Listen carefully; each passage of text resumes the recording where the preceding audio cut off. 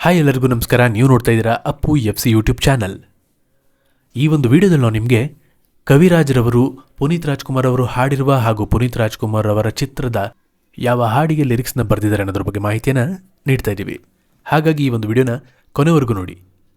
2005ರಲ್ಲಿ ಬಂದಂತಹ ನಮ್ಮ ಬಸವ ಈ ಒಂದು ಚಿತ್ರದ ಅಲ್ಲೋಲ ಕಲ್ಲೋಲ ಹಾಗೂ ಮೈನಾ ಕೂಗೆ ಈ ಎರಡು ಹಾಡುಗಳನ್ನು ಬರೆದಿದ್ದಾರೆ ಕವಿರಾಜ್. 2007ರಲ್ಲಿ ಬಂದಂತಹ ಅರಸು ಚಿತ್ರದ ನೋ ಟೆನ್ಷನ್ ಈ ಒಂದು ಹಾಡನ್ನು ಕವಿರಾಜ್ರವರು ಬರೆದಿದ್ದಾರೆ. 2007ರಲ್ಲಿ ಬಂದಂತಹ ಲವಕುಶ ಚಿತ್ರದ ಹಾಟಪ್ಪ ಹಾಟು ಈ ಒಂದು ಹಾಡನ್ನು ಅಪೂರವರು ಹಾಡಿದರು. ಕವಿರಾಜ್ರವರು ಈ ಒಂದು ಹಾಡನ್ನು ಬರೆದಿದ್ದಾರೆ. 2008ರಲ್ಲಿ ಬಂದಂತಹ ಬಿಂದಾಸ್ ಚಿತ್ರದ ಗುಬ್ಬಚ್ಚಿ ಗೂಡಿನಲ್ಲಿ, ಕಲ್ಲು ಮಾಮ, ನಲ್ಲೆ ನಲ್ಲೆ ಓ ನಲ್ಲೆ ಹಾಗೂ ತರತರ ಒಂಥರ ಈ 4 ಹಾಡುಗಳನ್ನು ಕವಿರಾಜ್ರವರು ಬರೆದಿದ್ದಾರೆ. 2009ರಲ್ಲಿ ಬಂದಂತಹ ರಾಜ್ ದಿ ಶೋಮ್ಯಾನ್ ಚಿತ್ರದ ರಾಜ ಹೇಳುವಾಗಲೆಲ್ಲ ಈ ಒಂದು ಹಾಡನ್ನು ಕವಿರಾಜ್ರವರು ಬರೆದಿದ್ದಾರೆ. 2010ರಲ್ಲಿ ಬಂದಂತಹ ಪೃಥ್ವಿ ಚಿತ್ರದ ಹೆಜ್ಜೆಗೊಂದು ಹೆಜ್ಜೆ ಈ ಒಂದು ಹಾಡನ್ನು ಕೂಡ ಕವಿರಾಜ್ರವರೇ ಬರೆದಿರುವಂಥದ್ದು. 2010ರಲ್ಲಿ ಬಂದಂತಹ ಮೈಲಾರಿ ಚಿತ್ರದ ಮೈಲಾಪುರ ಮೈಲಾರಿ ಈ ಒಂದು ಹಾಡನ್ನು ಅಪ್ಪೂರವರು ಹಾಡಿದರು. ಕವಿರಾಜ್ರವರು ಈ ಒಂದು ಹಾಡನ್ನು ಬರೆದಿದ್ದಾರೆ.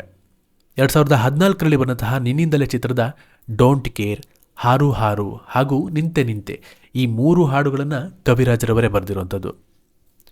2014ರಲ್ಲಿ ಬಂದಂತಹ ಆರ್ಯನ್ ಚಿತ್ರದ ಕನ್ನಡ ಮಣ್ಣಿನ ಈ ಒಂದು ಹಾಡನ್ನು ಅಪ್ಪೂರವರು ಹಾಡಿದರು. ಕವಿರಾಜ್ರವರು ಈ ಒಂದು ಹಾಡನ್ನು ಬರೆದಿದ್ದಾರೆ.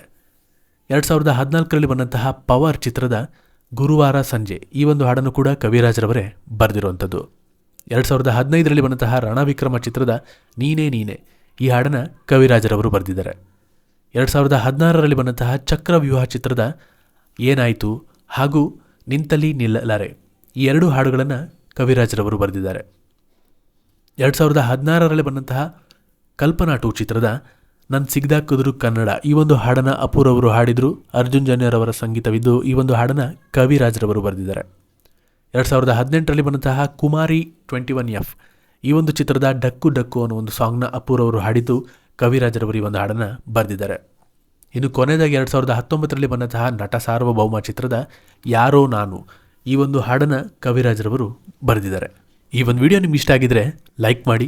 ಪುನೀತ್ ರಾಜ್ಕುಮಾರ್ ಅವರು ಹಾಡಿರುವ ಹಾಗೂ ಪುನೀತ್ ರಾಜ್ಕುಮಾರ್ ಅವರ ಚಿತ್ರದಲ್ಲಿ ಕವಿರಾಜ್ರವರು ಬರೆದಿರುವಂತಹ ಯಾವ ಹಾಡು ನಿಮಗಿಷ್ಟ ಅಂತ ಕಮೆಂಟ್ ಮೂಲಕ ತಿಳಿಸಿ. ಇದೇ ರೀತಿಯ ವಿಡಿಯೋಗಳಿಗಾಗಿ ನಮ್ಮ ಅಪ್ಪು FC ಯೂಟ್ಯೂಬ್ ಚಾನಲ್ನ ತಪ್ಪದೇ ಸಬ್ಸ್ಕ್ರೈಬ್ ಮಾಡಿ.